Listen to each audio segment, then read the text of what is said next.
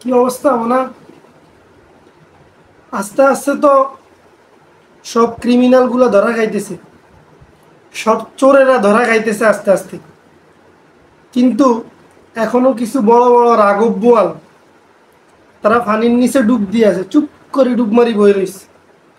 তা করে নাকি এখনো ধরা সম্ভব হইতেছে না, তবে তাদেরকে খুঁজতেছি, খুঁজতে থাকো। তাদেরকে অতি সত্বর পানির তলা থেকে বের করে নিয়ে আসো।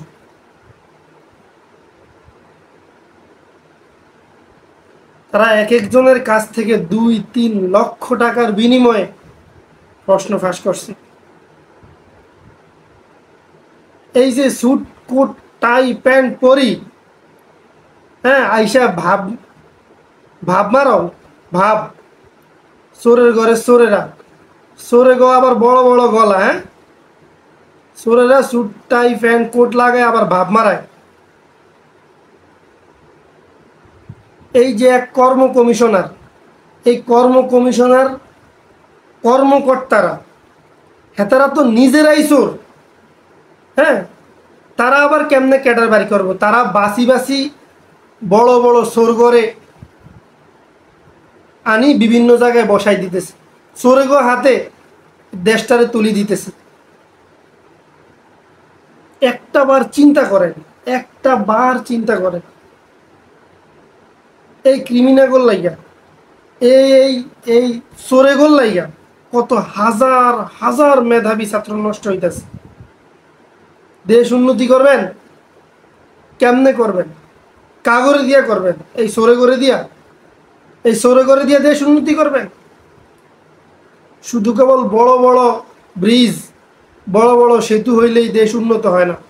শুধু কেবল বড় বড় দালান কোঠা উঠলেই দেশ উন্নত হয় না। খবর লাগে দেখেন, এই দেশে যত বড় বড় দালান কোঠা হয়েছে, যত বড় বড় ব্রিজ হয়েছে, যত বড় বড় সেতু হয়েছে, যে সমস্ত ইঞ্জিনিয়ারের নির্দেশে হয়েছে, এই ইঞ্জিনিয়ারগুলা সব বিদেশ থেকে হায়ার করে আনা, এই দেশে নাই। কেমনে থাকবে এই দেশে ইঞ্জিনিয়ার? এই দেশের মানুষগুলা সেখানে কর্মচারী হিসাবে কাজ করে, সেখানে দিন মজুর হিসাবে কাজ করে। কেমনে হইব এই দেশে ইঞ্জিনিয়ার? কেমনে হইব? আপনি আমারে একটু বুঝান, কেমনে হইব? যেই দেশে টাকার বিনিময়ে প্রশ্ন ফাঁস হয়, টাকার বিনিময়ে শিক্ষা বিক্রি হয়, যেই দেশে ফুটপাতে রাস্তার আনাচে কানাচে বইয়ের দোকান থাকে, বই নিচে বিক্রি হয়, রাস্তার নিচে, রাস্তার উপরে বই বিক্রি হয়, আর জুতার শোরুম হয়, সেই দেশে কিভাবে ইঞ্জিনিয়ার তৈরি হবে? একদিক দিয়া কোটার কারণে মেধাবী ছাত্ররা চান্স পাইতেছে না, অন্য দিক দিয়ে কিছু আবাল পোলা পাইন, বড় লোকের টাকাওয়ালা, এটি তো হারা জীবন পড়াশোনা করেই না, হ্যাঁ, এই পরীক্ষা আইলে তারা বাপের টাকা দিয়া প্রশ্ন কিনা, এই চোরের দলগল পরীক্ষা পাশ করে নামের শুরু দিয়ে তকমা লাগায়। তারা নামের শুরু দিয়ে তকমা লাগায়, বিসিএস ক্যাডার লাগায় নামের শুরু দিয়া। চোরের ঘরে চোর হগল। হ্যাঁ,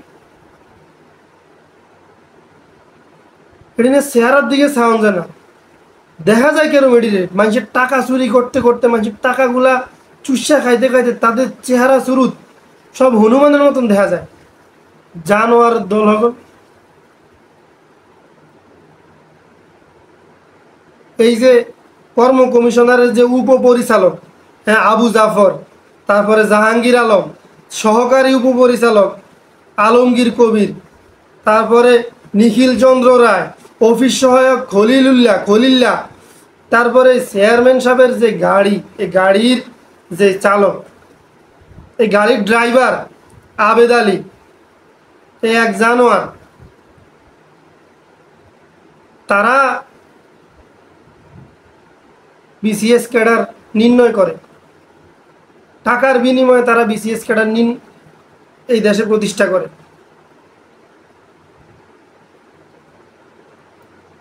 টাকা দিয়া এখন নামের শুরু দিয়া বিসিএস ক্যাডার লাগায়, চোরের দল হগল, বড় বড় আবার বড় বড় কথা কয়, ইস স্যুট টাই কোট লাগে তারা এইসব ভাব মারায়, চোরের দল হগল চুরি করে পরীক্ষা দেস, আবার এখানে ভাব লাগাও। লজ্জা করে না? লজ্জা করে না? হ্যাঁ, এই যে সর্বশেষ যে বিসিএস পরীক্ষা হয়েছে, সেই বিসিএস পরীক্ষায় 26টি ক্যাডারে নেওয়ার কথা ছিল 3140 জন। এই 3140 জনের জন্য আবেদন করছে কতজন জানেন?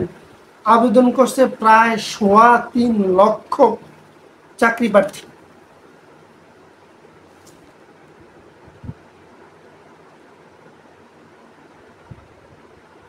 এই যে তাহলে হিসাব দেন, এক একজনে যে 3 লাখ 4 লাখ টাকা করে নিছে, কত কত টাকা আসে? তার মধ্যে এই প্রশ্ন ফাঁসে জড়িত এক ব্যক্তির নাম হয়েছে প্রিয়নাথ না কি জানো?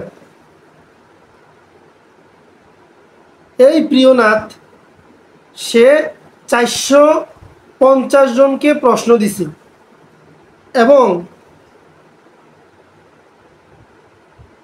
এই 450 জনকে প্রশ্ন দিতে গিয়া সে জনপ্রতি কত করে রাখছে জানেন? 18 থেকে 20 লক্ষ টাকা নিচে জন প্রতি। তাইলে এবার ক্যালকুলেটর নিয়ে বৈশা একটু হিসাব করেন, এই ক্যালকুলেটর নিয়ে বৈশা একটু হিসাব করেন যে একজনের কাছ থেকে যদি 18 থেকে 20 লক্ষ টাকা নেওয়া হয়, তাহলে 450 জনের জন্য সে কত টাকা নিছে।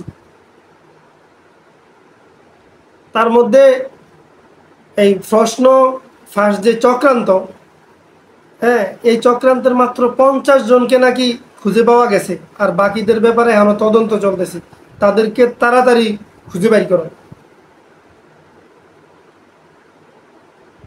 এই দেশের মানুষ যাইব কোথায়? আপনি কোথায় যাবেন?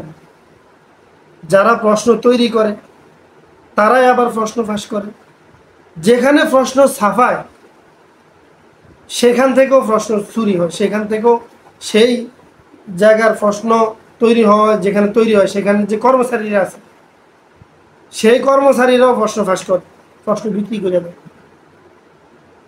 কোথায় যাবে? এই প্রিয় মাতৃভূমি তোমার কোন দিকে নিয়ে যাইতেছে এই চোরের দলেরা? এই চোরের দলেরা প্রিয় মাতৃভূমিকে কোন দিকে নিয়ে যাইতেছে?